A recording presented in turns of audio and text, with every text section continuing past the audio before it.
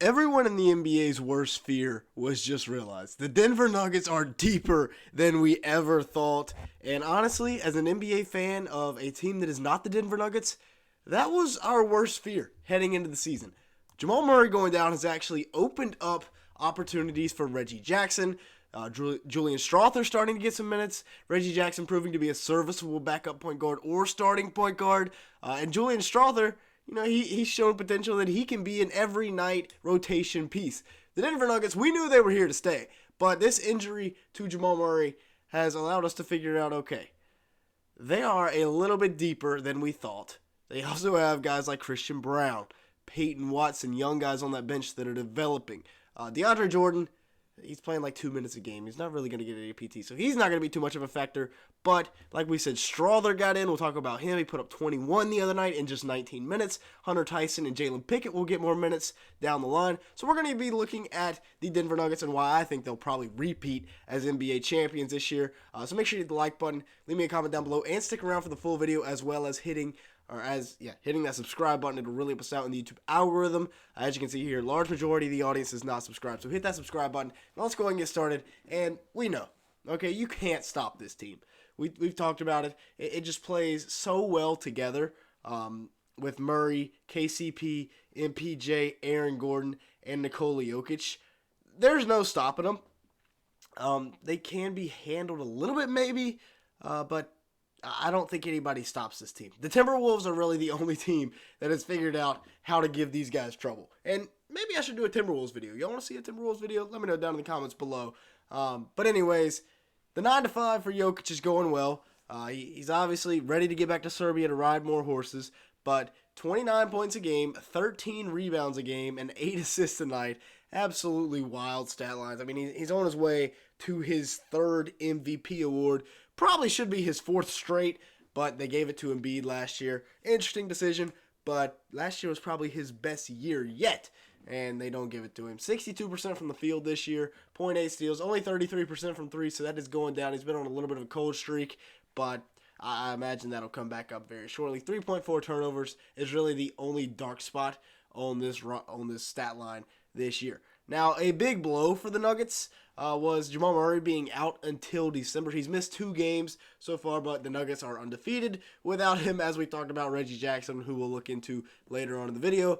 Jamal was putting up about 16.4 points, 7.4 assists, 2.7 rebounds, which honestly, not the best stats in the world for a guy like Jamal Murray, but he is extremely efficient, shooting it better from 3 than he is from the field, which is interesting, in about 35 minutes a game. But remember, he takes his game to another level in the playoffs, so Nuggets fans, I really wouldn't be that worried. 26, 7, and 6 last year in the playoffs, 47% from the field, 40% from 3, and has proven time and time again he can hit the big shot when it matters. Now, the true keys to this Nuggets team: Kentavious Caldwell-Pope, who is averaging 10.2 points a game, 2.7 rebounds, and 1.7 assists a night. He is a huge key to this squad as he shoots it 49% from the field and 43% from 3, also averaging 2 steals per game. At that shooting guard position, truly the perfect guy to plug in there to round out that starting 5, with Murray, Jokic, Gordon, and Porter Jr. He only shoots at 7.2 times a game, which is interesting as well. As efficient as he is, maybe get him a little bit more shots, but maybe that'll go up a little bit now with Jamal Murray being out. And then Aaron Gordon, I mean, God, this guy is the most underrated guy in the league when it comes to his value for this Nuggets team. 13.4 points, 7.8 rebounds, 3 assists. He guards the 1 through 5, but he also provides a really big mismatch on the offensive side of the ball. So just so versatile. He's a Swiss Army knife, if you will. 55% from the field, 1 steal, 1.5 blocks for Aaron Gordon this year. Overall, just a monster of a year for him. Now, my favorite player in the NBA, Michael, never swing the rock, Porter Jr. Michael, get your own rebound, Porter Jr. 16 points a game. He's starting to heat up. 8.2 rebounds, 2 assists. Man, it's a monster. 2 assists. Okay, this should be more widely noted. All right, 2 assists per game this year for Michael Porter Jr. Him and Cam Thomas having a race to see who can get to 100 assists first. But he's shooting at 46% from the field, 38% from 3, 28 minutes a game. I'm not sure if either one of them will get to 100 assists on the season. There's a chance they don't. But right now, MPJ, he's trending towards somewhere around 160 with those 2 assists per game. So very proud of him. Now, the worst fears that we were talking about is Reggie Jackson now averaging 10 points, 4 rebounds, and a steal and a half per game as the starter. They also have Christian Brown, who is playing really good basketball right now. 8 points, 5 rebounds, 2 assists. He's kind of carving himself his own role.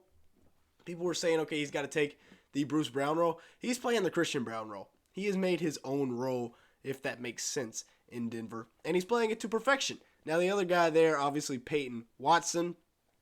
Very intriguing young wing due to his length, his athleticism, his ability to also be able to guard a lot of positions. 6.8 points, 2.8 rebounds, 1.3 blocks per game so far this year. Still trying to crack into that rotation for a nightly basis. But both of these guys are playing really good basketball right now, as well as Reggie Jackson. And then the rookies.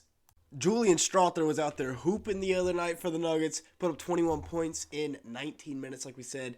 I believe he was 8 for 13 from the field, 5 for 9 from 3. So he can really shoot the ball. He's going to be a guy as a really good 3-and-D player that could really help you out. And then you also have Hunter Tyson, who was just assigned to the G League, where he will get good, developmental minutes down there. And then also Jalen Pickett, another guy out of Penn State that can really shoot it, but also had triple-double potential last year, so he can be a playmaker with the ball in his hands. Now, the outlook for the Nuggets, sitting at, 8-1 as the best team in the league right now. They got Houston tomorrow. That's a Houston team that's won 5 straight games. That's another team I'm about to do a video on. Houston Rockets looking really good right now. And then they get the Clippers. So that's 2 wins.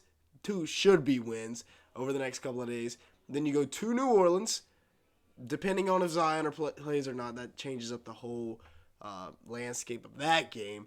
But then you go to Cleveland, to Detroit, to Orlando, to Houston, and then San Antonio. So a relatively easy schedule coming up. And then you get at the Clippers and you play Houston at home. So a very good chance they don't lose any of those games because, like we said, they're the best team in the league. But without Jamal Murray, it will be tougher than if they did have him. I mean, obviously. But I'm very interested to see how Reggie Jackson continues to play. They got other guys like Zeke Naji is also stepping up for them off the bench, being a good rotation piece. So I'm excited to watch this Grizzlies team, this Nuggets team going forward. The Grizzlies, whew, good golly. That is rough right now without Ja Morant. But the Nuggets going forward, it should be fun to watch. It's a great time to be a Denver Nuggets fan in the NBA. And there's a lot of bandwagon Nuggets fans now behind Nikola Jokic and company. But yeah, with that being said, that's going to be it for today's video. Let me know your thoughts down in the comments below. But that is why I think the NBA's worst fears have been realized. And yeah, like I said, hit the like button, leave me a comment down below. And with all that being said, thanks so much for watching today's video.